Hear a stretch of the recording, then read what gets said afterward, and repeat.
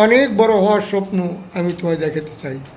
এই বইয়ের 9 নম্বর পৃষ্ঠা থেকে আমি একটা ছন্দ বলবো, পায়ের ছন্দ। এটা কিসের ছন্দ? পায়ের ছন্দ। সুস্থ দুইখানা পা থাকিতে বড় হওয়ার জন্য যে দৌড়ায় না। সুস্থ দুইখানা পা থাকিতে বড় হওয়ার জন্য যে দৌড়ায় না। আল্লাহর দেওয়া ওই দুই পায়ে হাতে সে আদায় করলো না।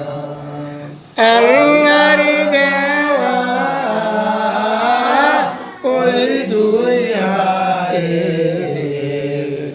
হাতে সে আদায় করলো না। আল্লাহর দেওয়া দুইটি পায়ে হাকে যে আদায় করে না।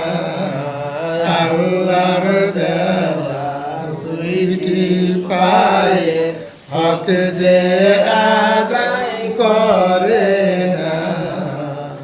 পরকালে শুধু নয় গো শাস্তি, একালেও বাদ যাবে না। পরকালে শুধু নয় গো শাস্তি, একালেও বাদ যাবে না। তাহলে আল্লাহ পাক আমাদের পা দিয়েছেন কেন?